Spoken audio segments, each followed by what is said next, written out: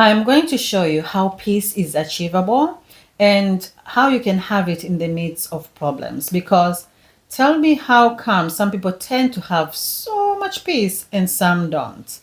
Welcome to Tujengane Pamela. So this is the topic that has been in my mind, and I feel like people confuse it a lot. It gets misunderstood all the time, and that's what I wanted to dive in today. So today I feel like people imagine or feel like inner peace is a state of mind whereby everything makes sense, that you can have peace only when you don't have problems, you don't have stress, and it just comes like, and it seems like other people have it, and how come I don't have it? Like, this person is so peaceful because he gets a certain amount of money, because he has a good family, because he eats good food, because everything makes sense to them, and they have no problems. They have good relationships with their families, they have good friends, and so that's why they have so much peace. And that is not true. And that is not what life is anyway.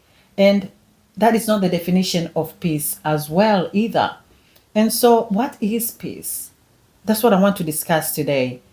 And why do some people seem to have so much peace and some of us don't? Okay. Number one, no one has it easy in life. No one, including those you feel like they have it easy in their life. They do not have it easy. I know it because some of these people that seem to be at peace, it is those people who have hacked the way of having peace in the midst of issues, in the midst of problems. That's how I know. So, inner peace, it does not come from not having problems. It does not come from avoiding problems. Inner peace comes from how you face these issues, these problems, how you look at the problem, how you look at deadlines, and you move anyway. So it's like the ocean. We know the seas, especially when it's rough, the waves are strong and seems very chaotic. But usually, what happens underneath, if you've noticed or if you can study about it, underneath is always constant. Usually, underneath, it's quiet, it's still. And that's how we are supposed to be. Because life has issues, life has problems, life has things going on. So we can have deadlines at work, we can have family issues, we can have things going on, but we have to cultivate inner peace within us, that in the midst of all this chaos, there has to be a stillness in us, and there is a way we can do it. But before I go into how we can cultivate peace, let me give you examples of everyday issues that are going on, and yet we can have peace. I assure you, some of these examples that I'm going to mention, you've probably gone through it today. Okay, so inner peace looks like this in everyday. Letting go of needing people's approval. We go around needing approval from a boss, from a mom, from a child, from a husband, from a wife. We have to let that go. You can have peace in that. Inner peace every day looks like taking a deep breath before you respond to a rude text or the text that triggered you in some way. Also, inner peace looks like accepting that every day is not going to be the same. Every day is not going to be a happy day. Some days are going to be sad, and that's okay. Some days are not going to be productive, and that's okay. You still will have to have inner peace. Inner peace every day looks like forgiving yourself for mistakes that you have made instead of looping over that mistake in your head over and over. Inner peace also looks like choosing rest without feeling guilty. So, inner peace, it doesn't mean you are avoiding your emotions, because if you needed that acceptance, or maybe you needed that approval and somehow you didn't get it, because maybe sometimes you need it, you face that emotion and then you learn to come out quickly anyway and be okay with it. Yeah. So it's not about avoiding your emotions, but you just have to find a way in creating enough space within you on how you can come to face them without yourself being drawn or drowning into those emotions. Yeah. And sometimes inner peace means saying no, even when you feel like saying yes so that you can please. Inner peace also looks like walking quietly away without needing to win that argument. So let me show you some ways you can cultivate or build the peace inside you for the long run, because we need it. We need it. Number one, awareness. You need to be aware. There's no way you can be at peace if there's something or things that you are ignoring. You have to learn how to be aware and face things hands on. I can give you an example. For example, you need to be aware if somebody misunderstood you or you have misunderstood them.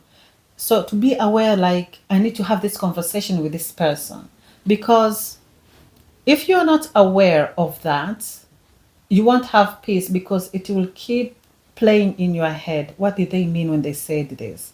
Or I didn't mean to do this. So be aware of what is going on around you.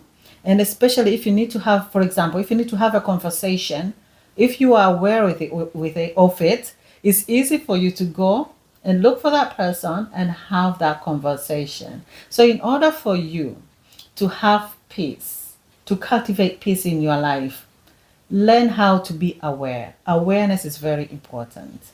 Number two, acceptance.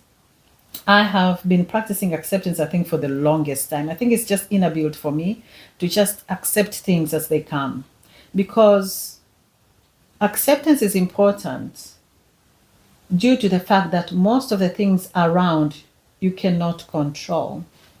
It brings so much peace. You don't have to question everything.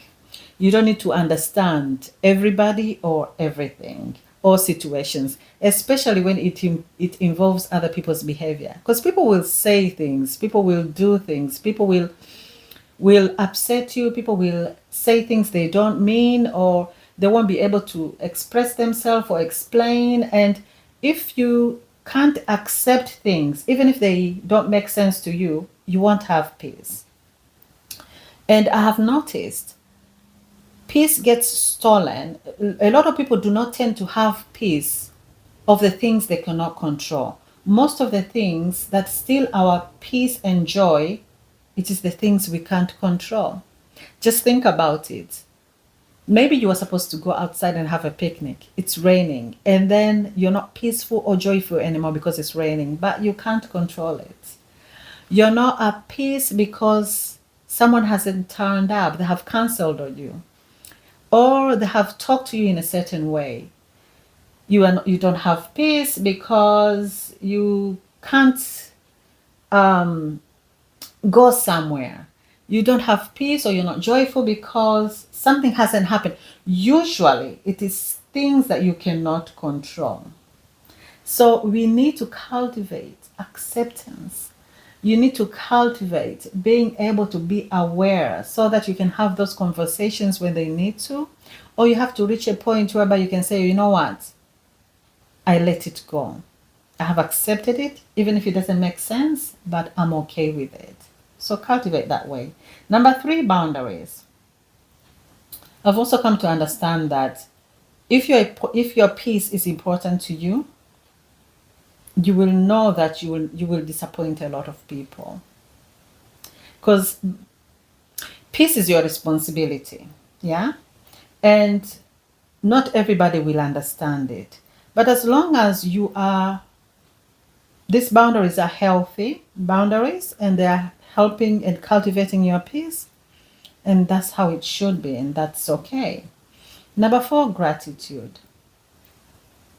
I believe gratitude is like a backbone in everybody's life. It is the smallest things that matter in this life. And these small moments or small things are a lot compared to big things. And we tend to take for granted these small things. They add up. If we learn to be grateful for the company that we have, for the families that we have, for a cup of coffee that you have, for a warm house that you have, We learn to be grateful for the air that we are breathing, for how I can go from point A to point B.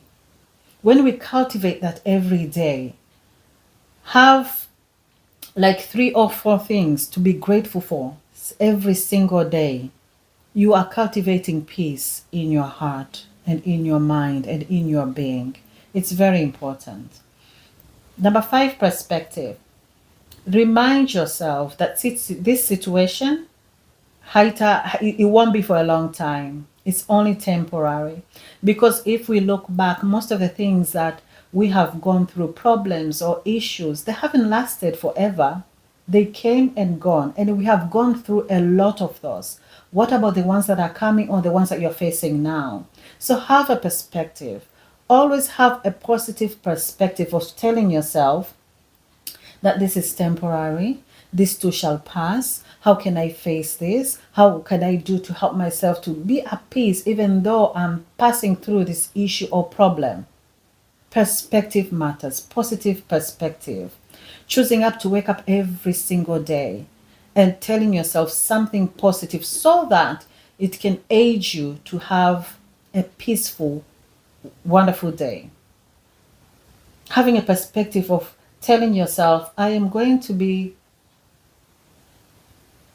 thinking before I react, like taking a moment, like slow down before I react.